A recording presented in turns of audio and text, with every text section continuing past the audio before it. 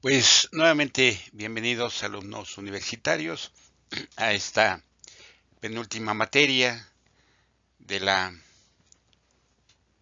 carrera de técnico superior universitario en protección civil de la Universidad Internacional Mesoamericana.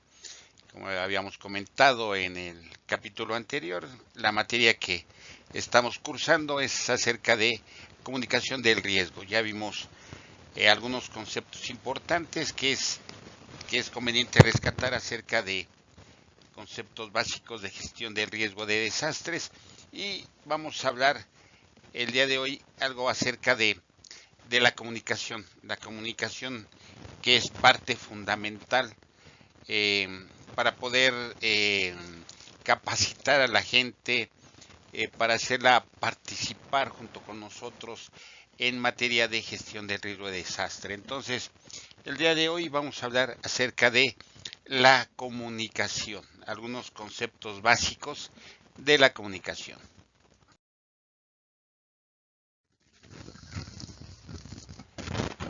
Les había comentado aspectos básicos de la comunicación, es decir, no vamos a adentrarnos mucho en la comunicación porque la comunicación es muy vasta. De hecho, pues ustedes saben que hay una carrera acerca de ciencias de la comunicación.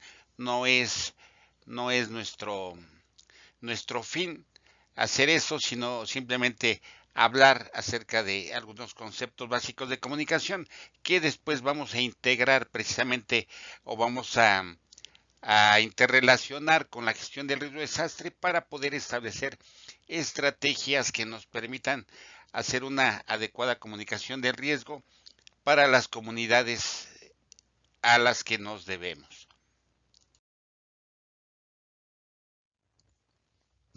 Bien, vamos a hablar ahora acerca de el concepto de la comunicación. ¿En qué consiste?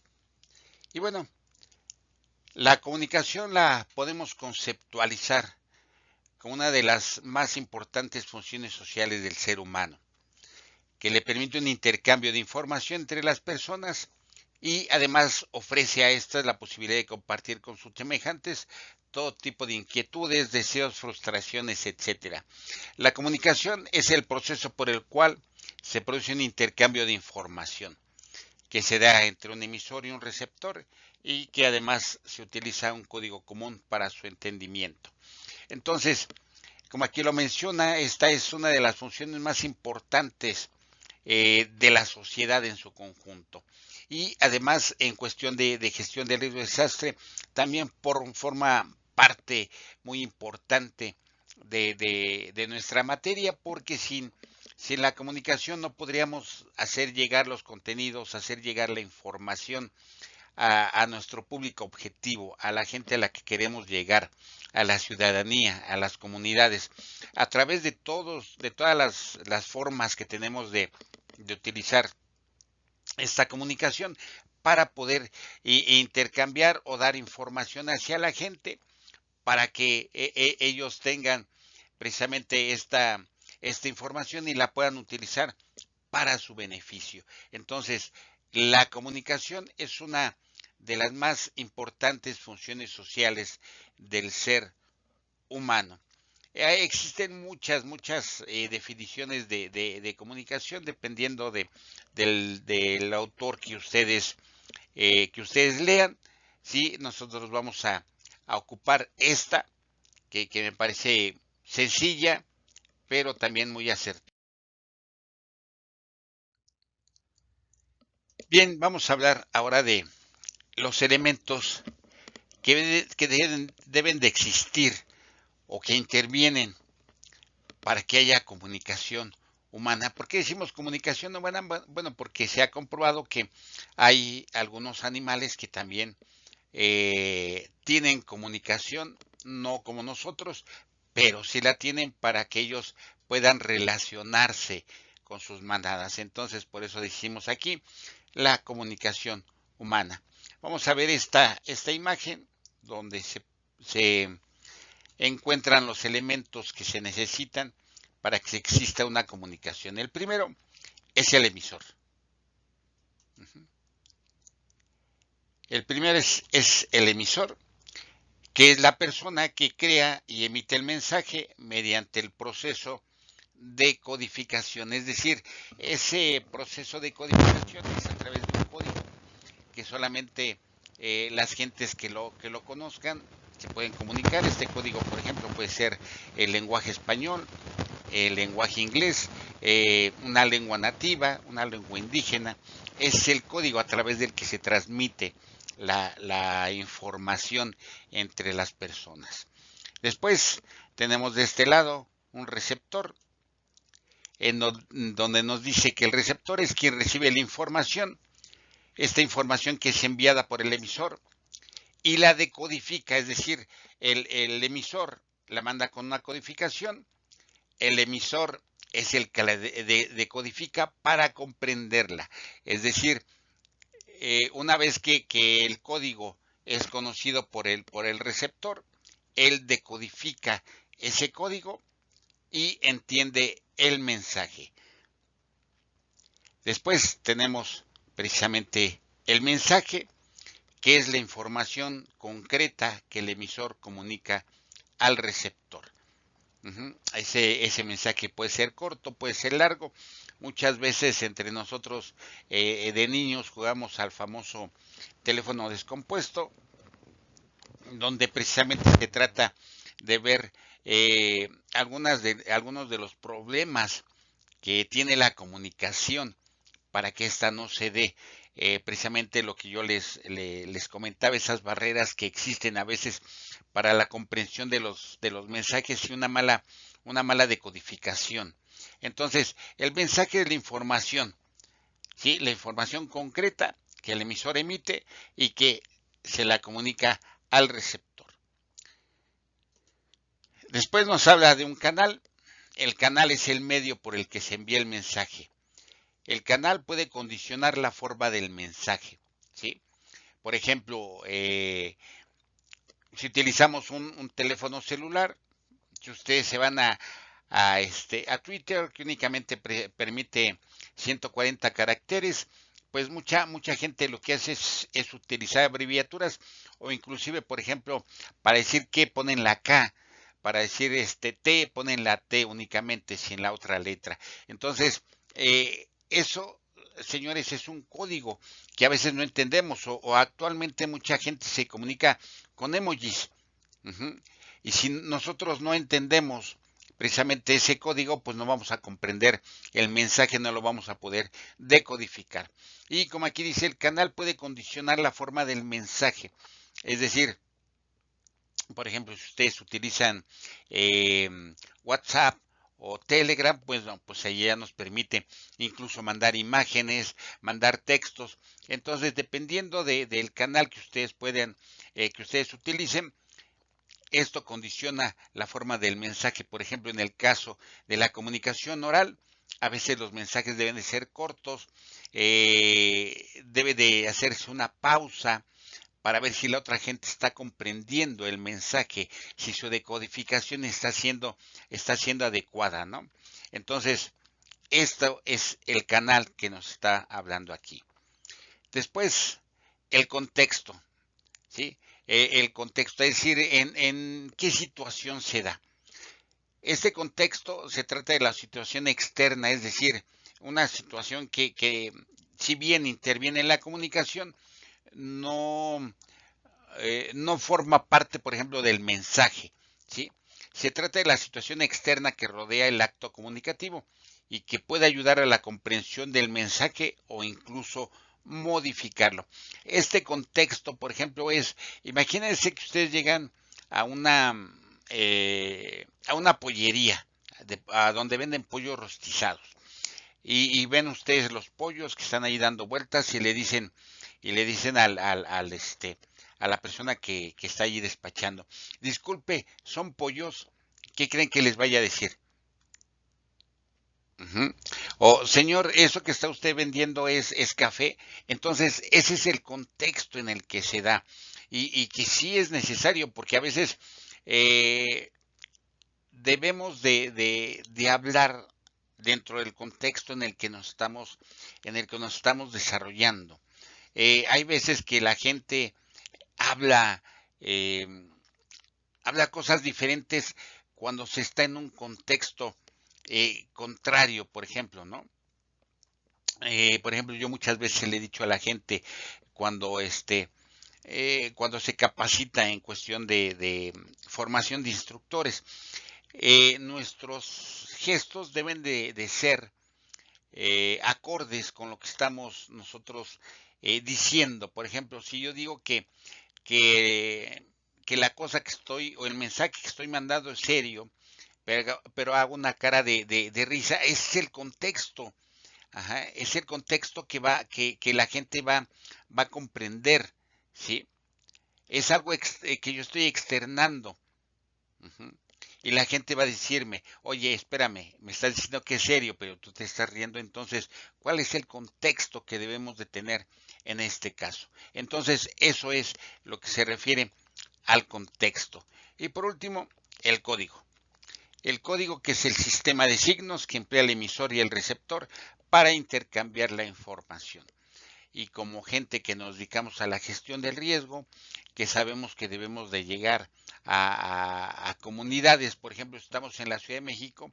La Ciudad de México es multicultural y más bien creo que todas las ciudades en México son multiculturales, ¿no? Viene gente que son indígenas de comunidades dentro de nuestro país, de los estados, de algunos estados, y bueno, debemos de conocer también los códigos con el que ellos se comunican para poder nosotros transmitir precisamente la información que queremos. Por ejemplo, algo que se comenzó a hacer en 1995, cuando hizo erupción el volcán Popocatépetl, lo que se hizo fue investigar qué lenguas indígenas se hablaban en las comunidades y se hicieron trípticos, y se hizo material, ¿sí? Que tuvieran que ver ese código para que la gente comprendiera la información que se quería comunicar, ¿sí? Eso fue algo que fue muy bueno para poder llegar a la gente como se quería. Hay veces que ese código que utilizamos a veces es información, es comunicación no verbal, ¿sí? A veces utilizamos elementos para comunicar. Entonces, eso es lo que nosotros llamamos el código, que sale de un emisor, que es el que lo codifica, llega al receptor, él lo decodifica para poder comprender el mensaje que nos están enviando. Bien,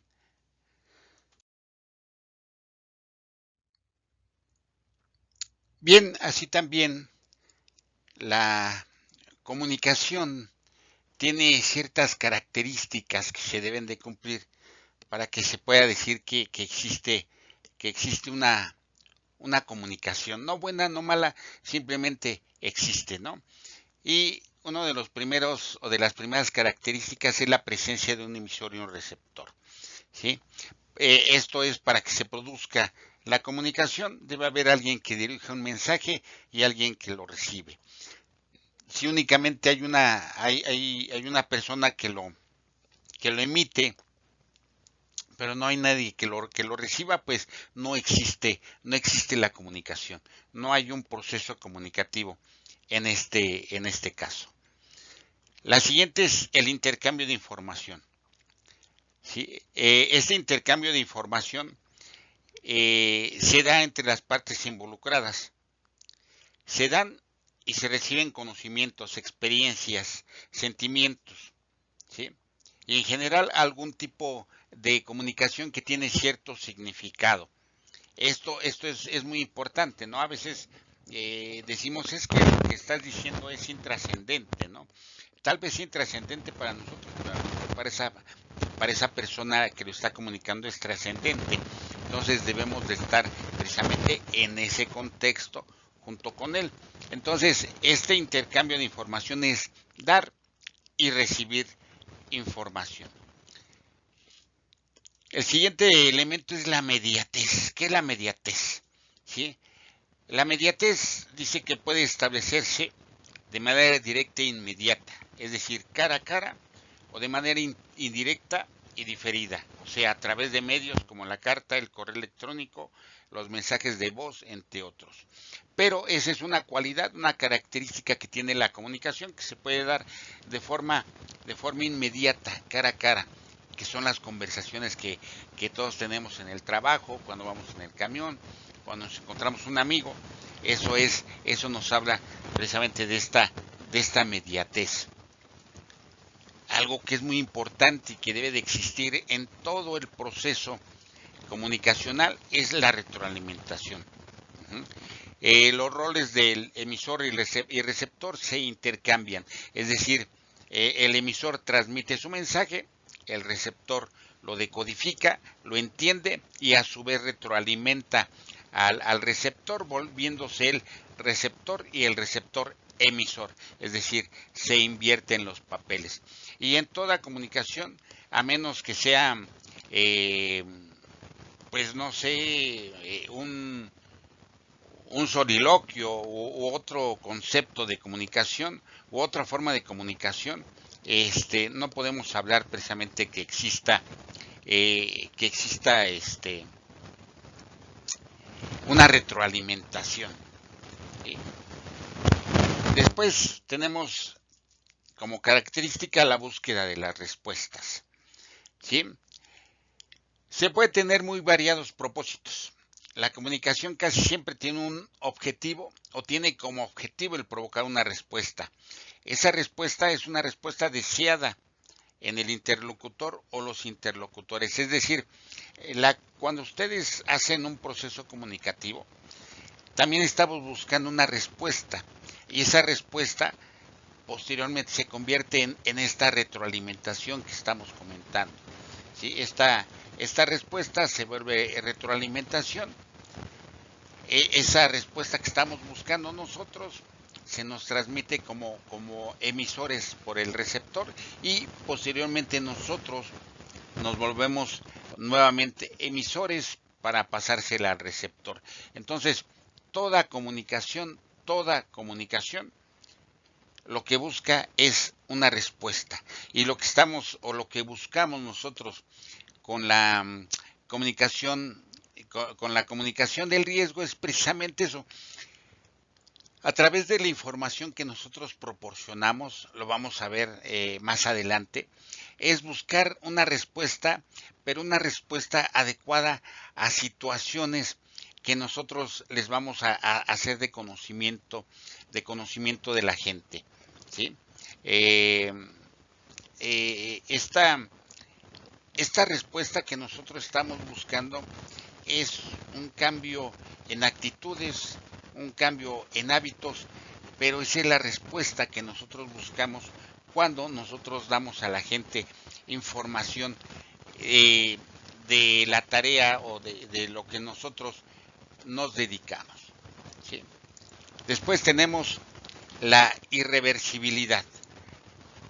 La irreversibilidad, que esto nos indica que una vez que se ha comunicado algo, no es posible eliminarlo, no hay vuelta atrás en la comunicación, sobre todo en la comunicación oral. En la escrita, bueno, a menos que sea un periódico, que sea un texto que se da a través de una carta, ya no hay vuelta atrás, ¿verdad?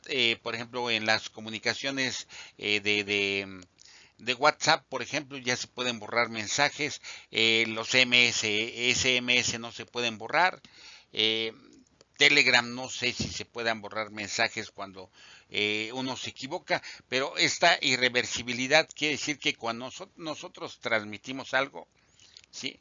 Ya no se puede volver atrás. Todos hemos escuchado precisamente hablando de malos mensajes, de algo que no queremos transmitir, y que dice, toma una hoja de papel, arrúgala, ¿sí? Ahora vuelve a extenderla. Eso es lo que se hace cuando la forma que tiene la hoja, después de doblarla, de apretarla y después extenderla, eso es la irreversibilidad, o sea, ya no podemos modificar los mensajes. Cuando nosotros mandamos un mensaje erróneo, sobre todo si es de manera oral, a menos que ustedes inmediatamente se den cuenta y saquen algo que se llama en las ciencias de la comunicación la fe de ratas, ¿sí? Es decir, tuve un hierro, porque así se llaman, errar, tuve un hierro, entonces ahora lo que voy a hacer es sacar una fe de ratas para comunicarle a mis receptores, a la gente que recibe mis mensajes que yo estuve equivocado, ¿sí? Pero esto habla sobre la irreversibilidad de la comunicación. Y por último, la irrepetibilidad. En todo acto comunicativo o más bien todo acto comunicativo es único e irrepetible. A pesar de que un mensaje pueda ser dicho más de una vez, las circunstancias en las que se transmite nunca son las mismas, a menos que lo hayan grabado y lo estén pasando, ¿verdad? Pero siempre un mensaje es como cuando un artesano hace, hace algo, ¿no? Hace algo de lo que a él se dedica, una prenda, este, algo para adornar nuestras casas, es único e irrepetible. Y así son los mensajes. Los mensajes cuando ustedes lo transmiten, cuando ustedes, por ejemplo, le quieren desear un feliz cumpleaños a alguien, ese mensaje, si se lo transmiten ustedes a diferentes gentes que son sus amigos, va a ser diferente, porque ahí va también como parte de la emotividad, eh, van sentimientos en ese mensaje que lo hacen ser irrepetible. Entonces, esto es en cuanto a la irrepetibilidad. Y estas son las características que debe de tener una comunicación y que nosotros debemos de tomar mucho en cuenta para saber qué tipo de mensajes vamos a enviar. Perdón, están pasando motocicletas y apenas es la madrugada aquí. Eh, para saber qué mensajes vamos a enviar, cómo los vamos a enviar, qué queremos decir. Entonces, dentro de las características de la comunicación tenemos, como habíamos dicho, la presencia de un emisor y de un receptor, el intercambio de información, doy información, obtengo información, la mediatez, es decir, se hace de forma inmediata, cara a cara, la retroalimentación, el emisor se vuelve receptor y el receptor se vuelve emisor y hay una retroalimentación. Toda comunicación busca una respuesta, nosotros ya se los comenté, lo que buscamos con esta comunicación del riesgo cambiar conductas, cambiar hábitos, cambiar la mentalidad de los individuos para que puedan responder a una situación que pueda poner en peligro su vida y de esta manera también puede hacerlo con su familia. Irreversibilidad, ya habíamos comentado, una vez que el mensaje, sobre todo el mensaje oral, sale por algún otro medio que no tenga para borrar mensajes, ya no podemos hacer absolutamente nada. Y la irrepetibilidad, es decir, los mensajes, aunque ustedes lo digan repetidamente, dejan de ser iguales, ¿no? Entonces, por eso es la irrepetibilidad. Entonces, señores, estas son las características de la comunicación. Y bien, en esta diapositiva podemos ver diferentes formas de comunicación. Del lado izquierdo de sus pantallas pueden ver ustedes la comunicación verbal. La comunicación verbal, que es aquella que se da mediante la palabra, o sea, mediante signos lingüísticos, y puede ser oral y escrita. Signos lingüísticos, ya habíamos comentado, dependiendo del idioma, dependiendo si es una lengua indígena, ¿no? La comunicación oral es aquella que se realiza a través de la palabra hablada, ya sea cara a cara o a través de algún medio auditivo como el teléfono, los mensajes de voz o el radio. Y la comunicación escrita es la que tiene lugar a través de la palabra escrita y cualquier otro código escrito, ¿sí? Eh,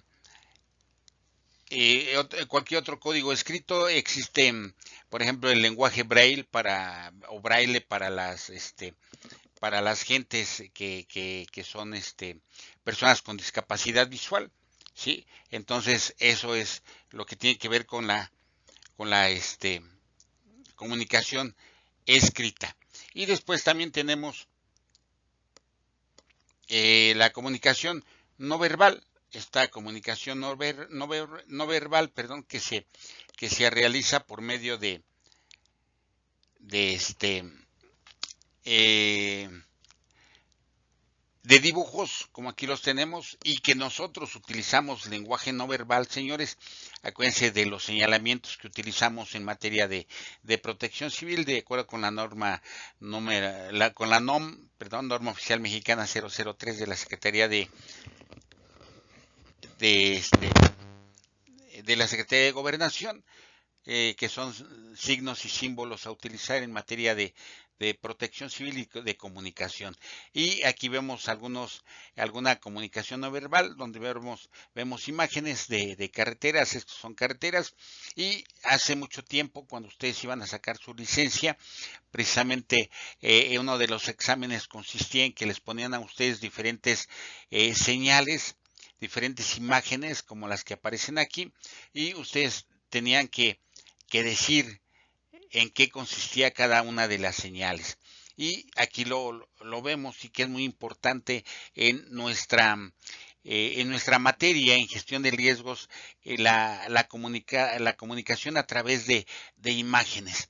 También tenemos comunicación a través de gestos, a través de señas, como es el lenguaje el lenguaje de señas mexicano, ¿sí? La lengua de señas mexicanas que tenemos en México y que se utiliza ya de manera cotidiana. De hecho, mucha gente que se dedica a la protección civil y a la gestión del riesgo de desastre está tomando cursos acerca de cómo es el lenguaje de señas mexicano. Y también tenemos los sonidos, ¿sí? Hay comunidades que se relacionan o se comunican a través de los sonidos, ¿verdad?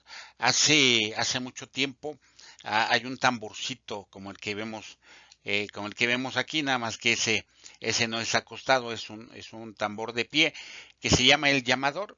Ese tambor llamador se utilizaba mucho hace muchos años en eh, en la música de salsa y la cumbia. ¿Por qué? Porque hace muchos años en Colombia, donde iniciaron algunos ritmos, ¿verdad? Se llegaba el cuate con su tamborcito a la plaza, al zócalo, al lugar donde se iba a realizar el baile, y él empezaba a tocar ese tambor llamador, y la gente, una vez que lo escuchaba, llegaba y empezaba el baile, empezaba la fiesta, por eso se llama el tambor llamador. Entonces, esa también es una forma de comunicación entre las gentes, ¿no? La otra, por ejemplo, todos hemos visto la forma que se utilizaba en el telégrafo, ¿no? A través de golpes. A través de golpes largos y cortos era como se comunicaban a través del telégrafo, ¿no? O perdón, la manera de comunicación a través de las luces también. Ajá, híjole, ahorita se me fue el nombre de cómo se llama esta manera de comunicarse, pero también se da. Entonces son diferentes formas de comunicación que también es conveniente conocer, aunque a veces esas no las vamos nosotros a utilizar.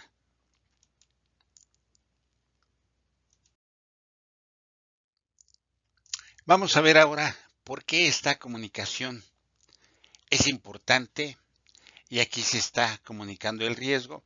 Esta, esta imagen es una de las primeras imágenes que se tuvieron cuando se comenzó a, a comunicar los riesgos que existían en el volcán Popocatépetl a la ciudadanía, a las comunidades cercanas. Es, esta persona que está aquí del lado izquierdo, esta persona canosa con lentes, barbón, si no mal recuerdo y la memoria no me falla, es el doctor Servando de la Cruz, uno de los mejores vulcanólogos a nivel mundial, y que fue de los primeros en informar, en desarrollar procedimientos y planes de comunicación del riesgo del volcán Popocatépetl. Entonces, ellos hicieron este mapa donde nos indican los riesgos dependiendo de las comunidades que se encuentren a ciertas distancias, y así fue como lo hicieron ellos. Y aquí están precisamente comunicando el riesgo a las comunidades que están cercanas al volcán Popocatépetl. Y la comunicación demuestra su vasto potencial que tiene cuando se utiliza de manera institucional, ¿sí? Y esta se puede entender en dos procesos. El primero es transmitir conocimiento, que esta es una parte muy importante que nosotros tenemos como gestores del riesgo. ¿Sí? Lo que hacemos nosotros cuando impartimos cursos, cuando damos un tríptico, cuando damos un manual, cuando damos una infografía, es transmitir conocimiento. Pero por eso es importante también conocer los códigos que la gente entiende. Uh-huh. Vamos a ver más adelante en otra clase, precisamente hablando sobre estos signos que son muy importantes, y como yo les comentaba, aquí en cuestión del volcán Popocatépetl se investigó qué lenguas indígenas se hablaban en las comunidades que estaban alrededor, y eh, una vez sabiéndolas se mandaron a hacer mensajes en esas lenguas nativas para que la gente comprendiera el riesgo. Pero también lo que buscamos a través de la comunicación institucional es modificar actitudes y conductas de esa población objetivo, ¿no? Desde hace muchos años, desde 1986, cuando surge el Sistema Nacional de Protección Civil, se habla de crear una cultura, ¿verdad? Pero yo les digo que dejemos de hablar de eso, porque realmente no hay cultura de protección civil, no hay cultura del riesgo. Ujú. Una cultura lleva muchos años en poderse lograr, por ejemplo, la cultura azteca, la olmeca, todas las culturas que tuvimos aquí, fue un proceso de muchos años. En materia de gestión del riesgo de protección civil no existe. ¿Por qué? Porque no hay una formación hacia la gente, hacia los niños, hacia los adolescentes y posteriormente los adultos. Yo esto que ustedes pueden ver lo aprendí ya de grande. Llevo 36 años dedicándome a esto, y lo aprendí de grande, y más que nada por necesidad. Entonces, si nosotros queremos crear una cultura precisamente para que haya una modificación de actitudes y conductas, debemos de seguir un camino. Por ejemplo, actualmente se habla ya de una cultura porque, bueno, ya hay una licenciatura en protección civil y gestión del riesgo, que son 3 años. Después ya hay maestrías que duran 1 o 2 años, ya son 5 años, y después viene un doctorado que puede durar un año y medio, 2 años, ¿verdad? Entonces estamos hablando que son 3 de la licenciatura, 2 de la maestría y 2 del doctorado. Estamos hablando de 7 años, que ahí, si nosotros seguimos estudiando por nuestra parte, podemos decir que sí se está creando una cultura de protección civil, pero que no permea a toda la ciudadanía, ¿no? Más que a la gente que nos dedicamos a estas cuestiones de la protección civil y gestión del riesgo de desastres. ¿Y esto cómo se da? Bueno, a través de procesos educativos, a través de procesos informativos o persuasivos de la comunicación, ¿sí? Es decir, persuadir a la gente. ¿Qué es persuadir? Es crearle la inquietud, ¿no? Yo, por ejemplo, cuando doy capacitación, siempre les digo, ¿tienen alguna duda? Si tienen alguna duda, pues qué bueno, ¿no? Porque a eso vengo, a resolver dudas. Si no existieran dudas, pues entonces quiere decir que la capacitación no sirve, porque la capacitación lo que busca es crear más dudas para que la gente, para que se persuada a la gente y ellos busquen más información.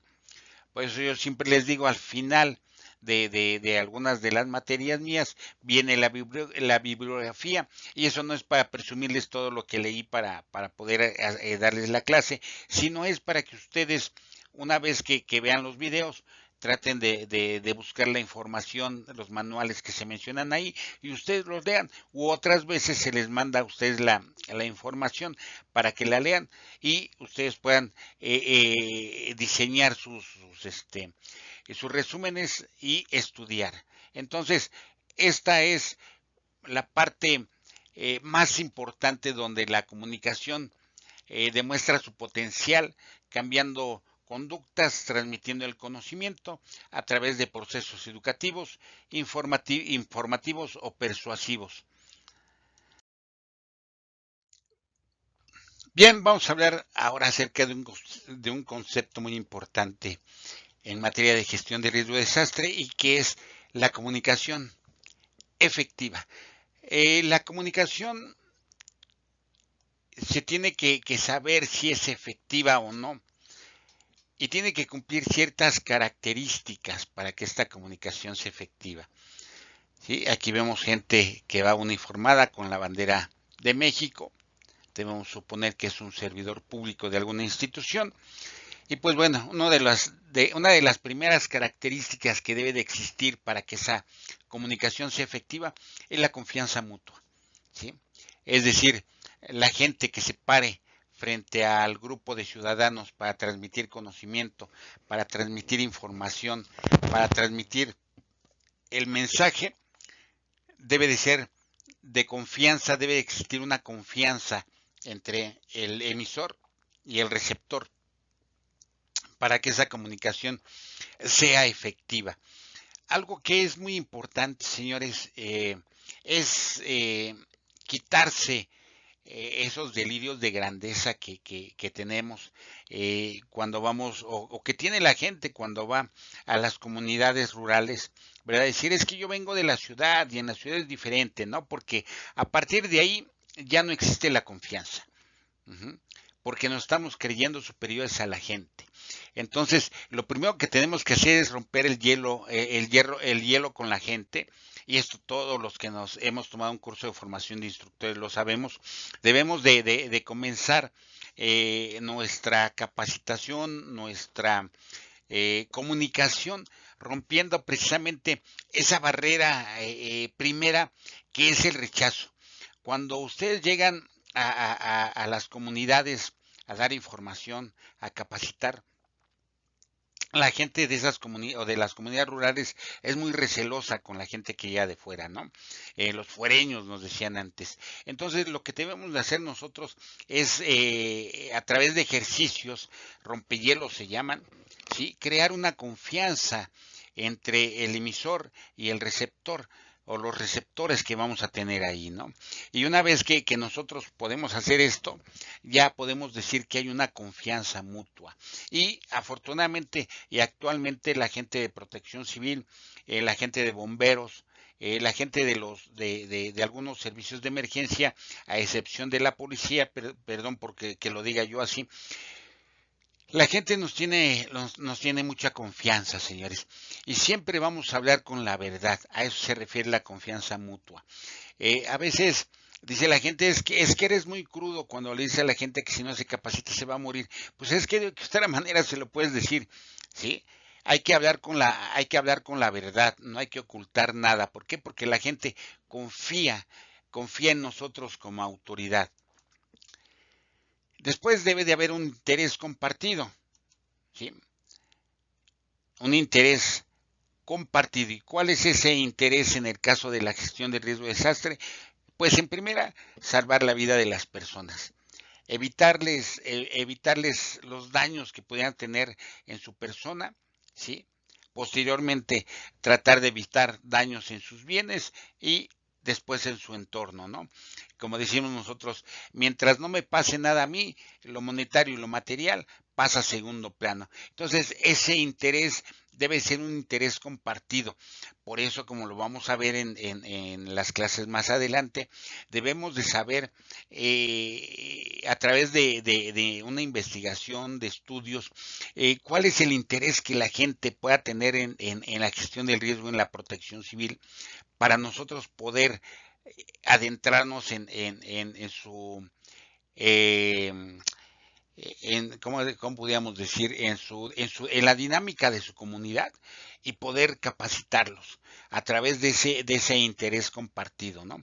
Entonces, a eso se refiere cuando se dice que la comunicación, para ser efectiva, debe tener un interés compartido. Y después debe tener un lenguaje común. Acuérdense que el marco conceptual en el que nos encontremos nosotros en el momento en que capacitamos a la gente debe de ser al nivel que ellos se encuentran, señores. Ujú.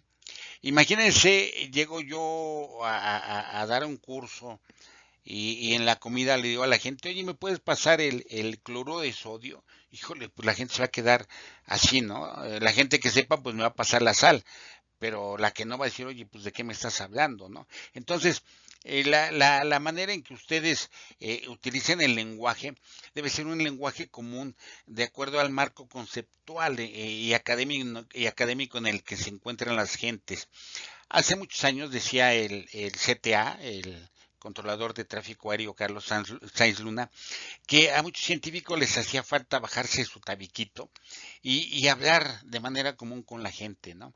Por eso les comentaba yo que a mí se me hace fantástico escuchar hablar a Servando de la Cruz, al doctor Carlos Valdés y algunos otros, algunas otras gentes que tiene el Senapred. Hay por ahí, no me acuerdo ahorita, Leobardo creo que se llama el ingeniero, que es muy experto en procesos de remoción en masa, porque ellos tienen una manera tan común de hablar, sí, que tú los escuchas y dices que estos cuates no son científicos, sí, no, son científicos, saben mucho del tema, sí, son universitarios, tienen maestrías, a lo mejor tienen doctorados, pero la manera en que comunican los riesgos, sí, a través de ese lenguaje común es fantástico. Y así deberían de ser todos los científicos, toda la gente que nos dedicamos a esto, ¿sí? Aprender de esos lenguajes comunes para poder nosotros transmitir el conocimiento a la gente, ¿sí? Y que la gente se allegue ese conocimiento. Entonces, estos son tres conceptos que debemos conocer para que exista una comunicación efectiva de manera institucional, porque nosotros ya estamos hablando de manera institucional, porque somos gente que nos dedicamos a la gestión del riesgo, que nos dedicamos a la protección civil y lo tenemos que hacer de manera institucional. Y bien, con esto terminamos este proceso de hablar de la comunicación.